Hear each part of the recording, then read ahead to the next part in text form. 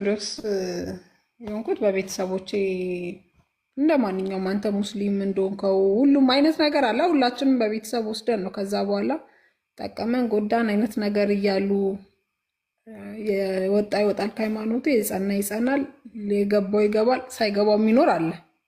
ሁሉም የራሱ የሆነ መንገድ አለው። ስለዚህ እኔ ያን መንገዴ ለእኔ ሆኖኛል፣ ተመችቶኛል።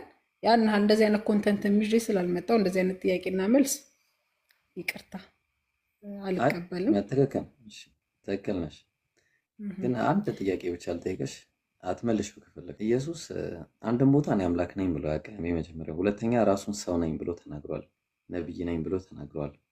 በዛ ላይ ስለ ፍጹም አምላክ የሚል ነገር የለም። አንቺ ይሄ እናንተ ንግግር ነው እንጂ ባይብል ላይ የለም አንድም ቦታ።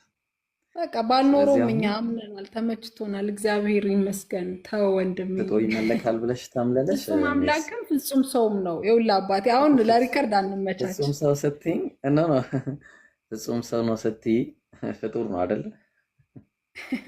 ፍጡርነቱ አይቀርም። ፍጡር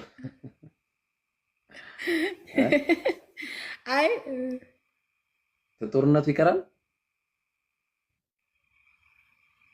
ፍጹም ሰው ስትይ ፍጡርነቱ ይቀራል። ፍጹም ሰው ነው። ፍጹም አምላክ ሲል እኮ በቃ የሰዋዊም ተግባር ተግብሮታል፣ የፈጣሪነትንም ተግባር አለው ማለት እኮ ነው አባቴ።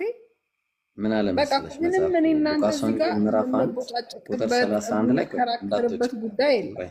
ክርክር አይደለም፣ ቆይ ውይይት ነው። ምን አለ ሉቃስ ወንጌል ሲናገር፣ እነሆም ትጸንሻለሽ፣ ወንድ ልጅም ትወልጃለሽ፣ ስሙንም ኢየሱስ ትይዋለሽ አላት መልአኩ።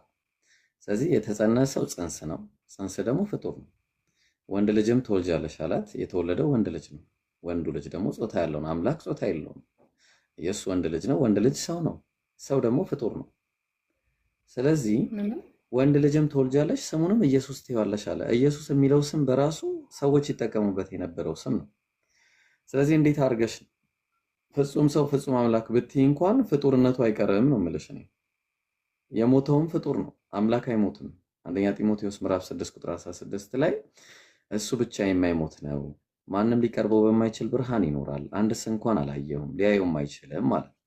ስለዚህ ያ የሞተው የማይሞተው አንድ አምላክ ካለ ኢየሱስ ደግሞ ራሱ እግዚአብሔር አስነስቶታል። ሐዋርያት ሥራ ምዕራፍ 2 ቁጥር 36 ላይ ማነው ቁጥር 32 ላይ እናንተ የሰቀላችሁትን ኢየሱስ እግዚአብሔር አስነሳው ይላል። ስለዚህ አሁን ያ የተነሳውና ያልተነሳው ማነው?